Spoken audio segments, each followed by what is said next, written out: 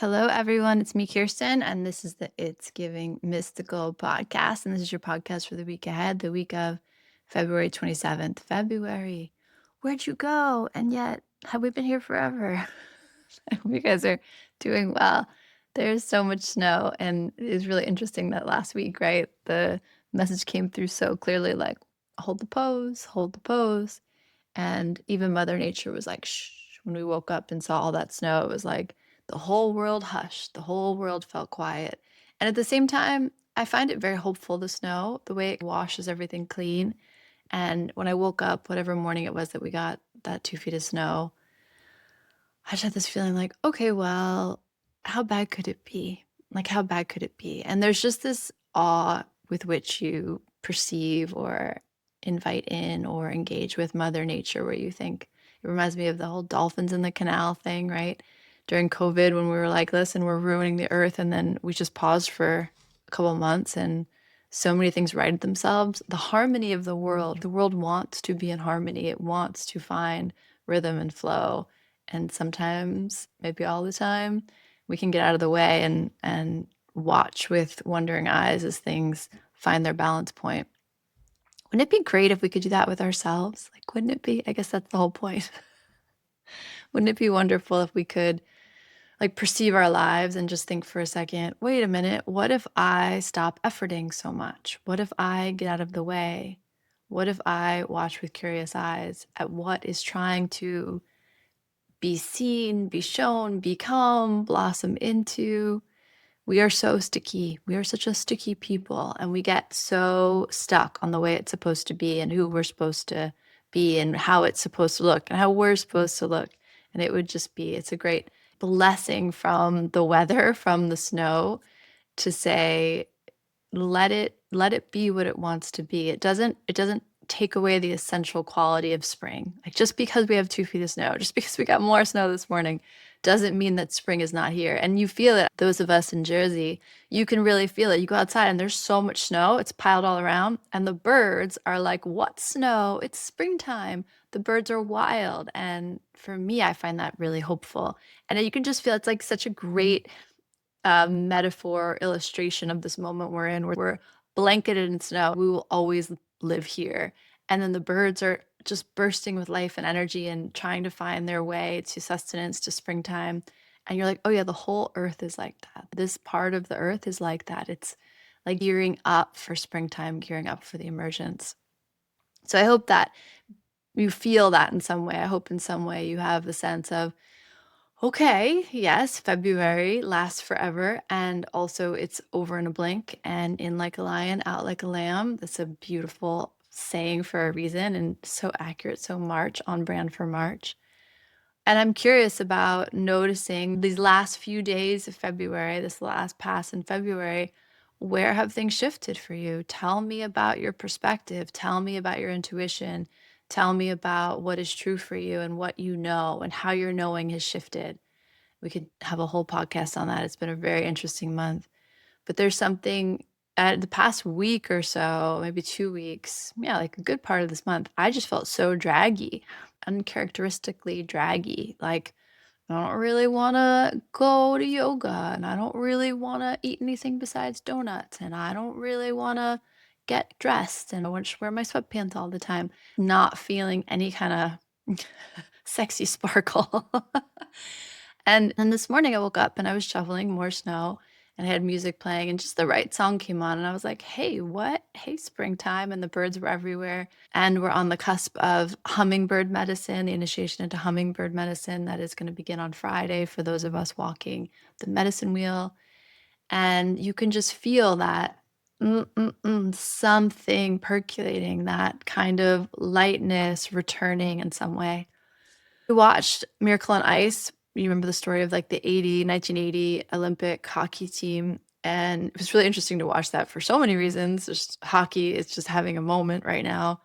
And it's so dynamic. Like, you never know what you're going to get with hockey. It's like, oh my God, I believe in love. Oh my God, this is terrible. Oh my God, I believe in America. Oh my God, what's happening? Hockey is just doing a thing right now. And coincidentally, we happened to watch the Miracle on Ice. And I was trying to explain to my children how much the 80s were really like, we really thought things were over. We thought Russia was coming for us any minute. And horrible things were happening, and yet we endured, we survived. And same thing with Y2K. I try to explain to my kids how much we really thought like the machines were gonna end the world in 2000, and it didn't. And so I just say that because we have to keep our perspective. Things are wild right now, but you can get flooded with the hopelessness, the despair, the uniqueness of this time in a way that literally will flood your system, overwhelm your system. And so that's part of your work, is to be informed in a way that is helpful and gives you the tools you need to move forward without participating in the kind of nervous system collusion, nervous system overload that's so at your fingertips in any way, shape, or form you could want it. Pick your poison in terms of human tragedy. You can access it, and then you access it, and the algorithm is going to just keep showing you more and more. So just, notice that. Notice how you're spending your time and how much information is good information and how much information is just a lot of noise that keeps you really distracted. And we can think about, like the state of the world, but this is your world too. Like this desk is my world. This podcast is our world. This community is our world. And so we don't want to get hijacked into hopelessness. We want to kind of keep one foot on the dance floor, keep one eye on the beauty of the world, and don't let them take that from you. Okay, that's enough of a lecture on this moment. The card I pulled for us this week is the Devil in reverse, and it felt firmly in reverse. So what does that mean? The devil, we know, is the energy of being bound, the energy of service, the energy of what are you bound to, what are you in service to. It's the energy of what are you taking too seriously. Things do come through for a reason, and that idea of taking it too seriously is here. Where are you getting weighed down by the weight of everything, like life, our heavy hearts, our aching hopefulness, the state of the world, the weather, the season? Like, where does it all just feel too heavy? The great medicine of the devil is laughter. So the devil always, always rings the bell. Where are you taking it too seriously? Where are you taking yourself too seriously? Where are you taking life too seriously? It's just this kind of notice that we're not meant to carry it all so heavily. And that came through in last week's podcast, right? The 10 of swords and the 10 of wands is like, oh my God, you can't breathe. You're dead. And then you're also buried under the burden of life. Those two cards together are just intense. And like I said, with the 8 of swords showing up, it's like, even if you can get free, even if you can put it down for a minute, you're like, but what? But what now? Like, why bother putting it down? Why bother resurrecting myself? Why bother standing up again? Because I got nowhere to go. Like, this is where I am. Okay, right? Two things. One, yeah, this is where you are. So this moment has as much potential for presence, beauty, art, life, engagement, awe, wonder, miraculousness as it does for despair, heaviness, hopelessness. You have so much choice in a moment. You have so much choice in a breath. Just like take a look around. There's something in your space right now, in your life right now, that you prayed for. There's something in your life right now that you never could have anticipated and yet brings your heart so much joy. There's adventure on the horizon. You've made beautiful memories. You have relationships that are vital and life-giving and just like juicy with goodness. Like all of that's present for you.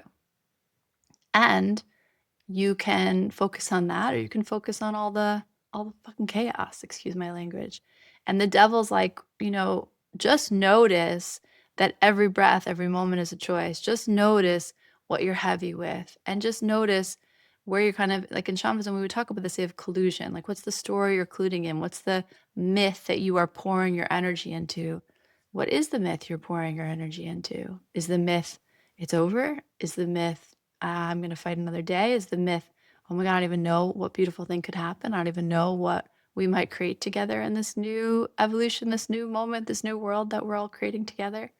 So the devil's like, just seriously lighten up. Like, lighten up. Like, you can drown in the heaviness of life, and that too is a choice. Kind of harsh, but true. So the devil is always saying that, right? The devil's always like, what are you bound to? What are you in service to? Make conscious your commitments. So don't kind of keep pouring your life force, your energy into things that you're unconscious of. So notice what vows you've made, what agreements you've made, and check in. Like, do I still agree to that? Is that still a live, vital thing for me? And then the devil's going to say to you, and stop taking it so seriously, my girl, my guy. Like, just lighten up a little bit. Notice where it's gotten unbearably heavy. Where has it become unbearably heavy?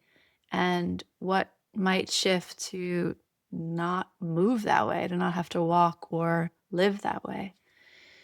The devil in reverse, that can mean a few things. It can mean that we can't see. It can mean like, oh, I know I want to look at my agreements clearly, but I don't have clear eyes. I don't have clear sight, and I can't quite get around the corner. So I invite you to shadow work. I invite you to do what you need to do to see clearly. Like, this is where you don't give your power away. This is where you don't say, it's hopeless. I'm helpless, right? The devil's going to like kind of slap your hand and be like, if you want to play that way, you can spend your precious life living that, telling that story, feeding into that myth, but that too is a choice. That's the energy of the devil. Like, that too is a choice.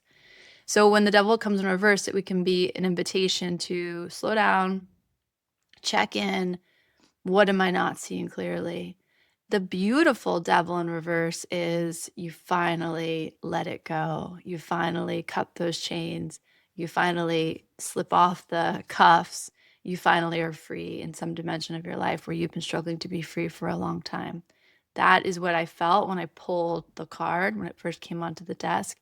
And it felt like, yes, finally. It felt like what I was saying before, that dragging feeling of like, oh my God, where am I? Is this just getting older? Is this just February? Like, what is this? Why do I feel this kind of like, is this just the state of the world of me taking in too much information? Like, what is this weight I'm feeling? This kind of like gray dustiness that I'm feeling.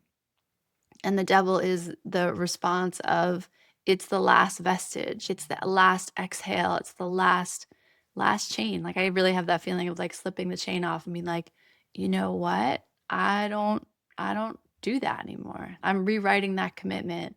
I'm reconsidering that vow. I'm going to make a new choice. I'm going to make a new promise, and hopefully I'm going to center myself in that promise. I'm going to center my own health and vitality and beauty of my life. I'm going to center that in my commitments. And then the supporting cards that came up were the 10 of Pentacles and the 3 of Wands. Those are cards about really building your legacy, about, no, I'm here for a bigger reason than the way I feel today. How is my life? How are the minutes, the moments of my life adding up to move me towards that legacy? So, like, this is, Devil 101. And I've said it 100 times, but I'll say it again.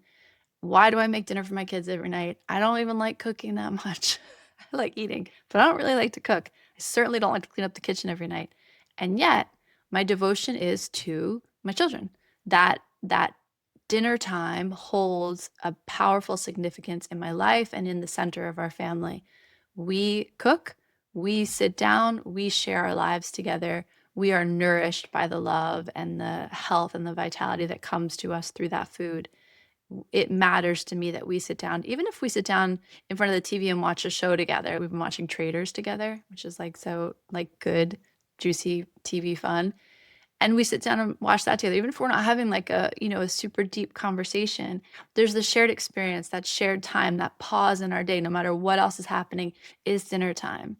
That value to me, I know that that's created a legacy in my children and my family and in my home that is powerful. So well over 10,000 hours put towards that effort. If you ask me that just about that, I'd be like, oh my God, it's so annoying. But if you ask me what I'm creating with that, it's something I'm very proud of. And so the devil is going to always point you in the direction. Do you want to get up at 6 a.m. and do yoga? Probably not. But is that part of the legacy you're building? Is that part of the love and commitment you're giving to yourself? Yes. Does it feed you? Yes. And then we can get into the nuance of having practices that drain us and just look good on paper but aren't really part of building a legacy.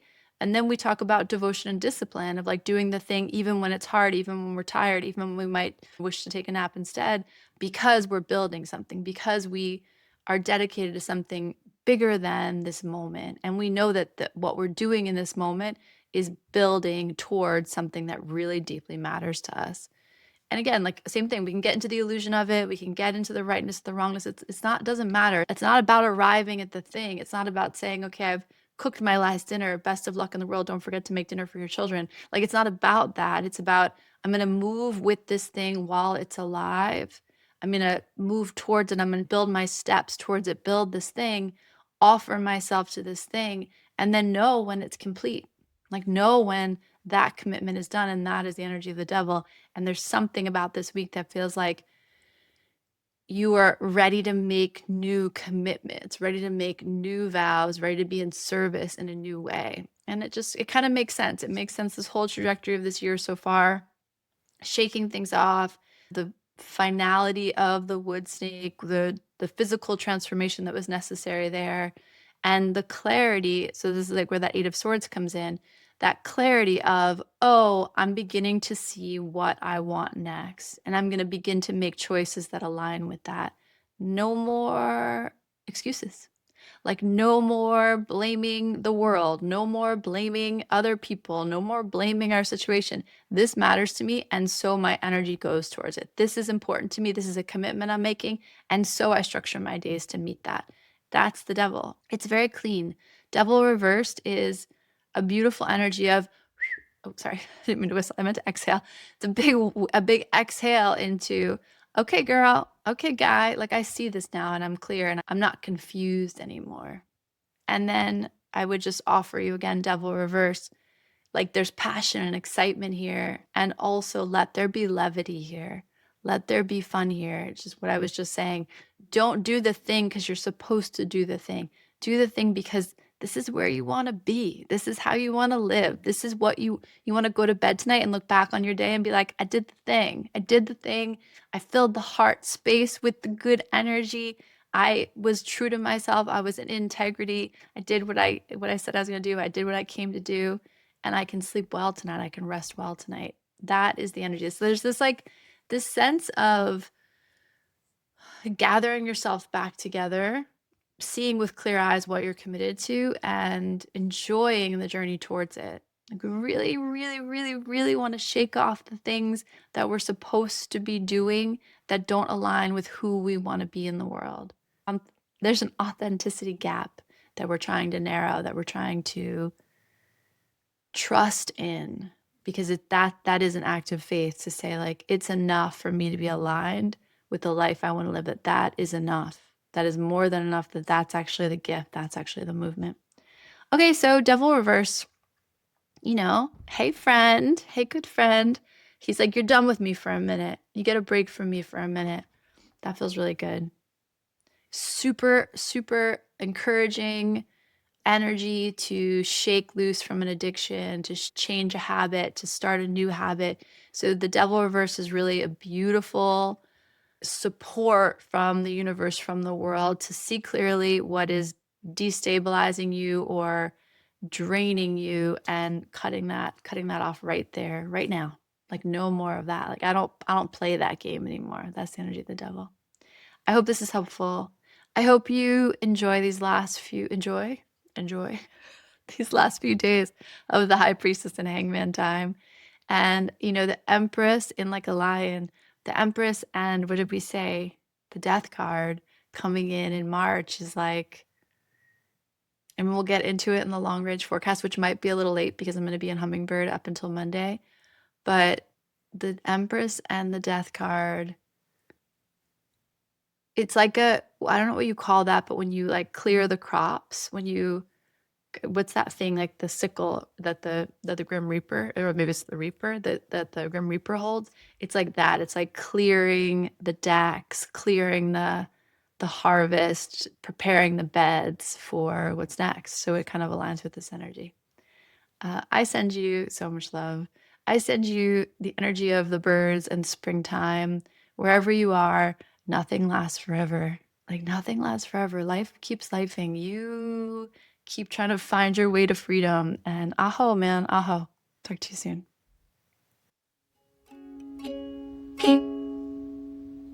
Peace.